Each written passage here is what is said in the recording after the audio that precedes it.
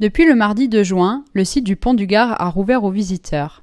Son directeur général, Sébastien Arnaud, nous explique quelles mesures ont été mises en place pour cette reprise après plus de 2 mois de fermeture.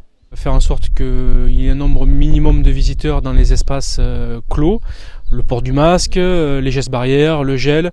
On protège aussi nos équipes avec du plexiglas, enfin voilà tout ce que l'on retrouve aujourd'hui dans la vie presque quotidienne des Français. Difficile de dire comment se déroulera la saison estivale cette année.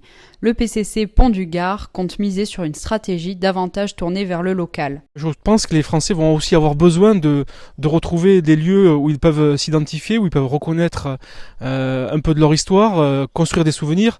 Et on veut participer de cet élan, mais on veut le faire surtout avec l'ensemble des acteurs économiques de ce département. En temps normal, chaque année, environ 1 million de personnes visitent le Pont du Gard, sans compter les randonneurs, cyclistes et canoës qui y passent.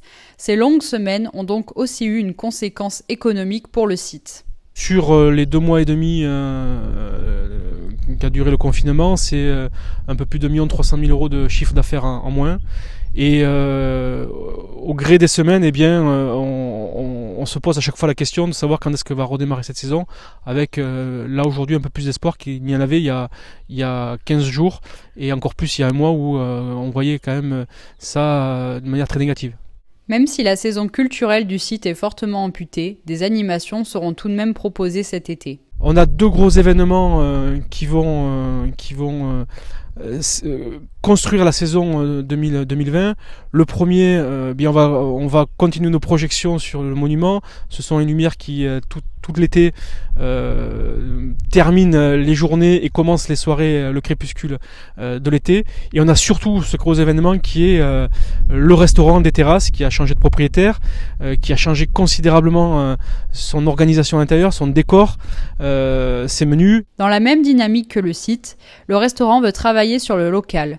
Dès mardi, la saladerie Les Petites Terrasses a rouvert et le restaurant le fera la semaine prochaine. Le nouveau concept, il est simple, c'est de mettre en avant vraiment les producteurs et les faiseurs locaux. Donc nous avons repris ici au mois de novembre pour une durée de 7 années. Et on a fait une large rénovation du restaurant, hein, et on tend à proposer dans notre offre et service vraiment une carte assez élargie, accessible et surtout composée de produits locaux. Pour l'heure, les visiteurs réinvestissent timidement le site. Mais la gratuité pour les Gardois devrait attirer du monde ce week-end.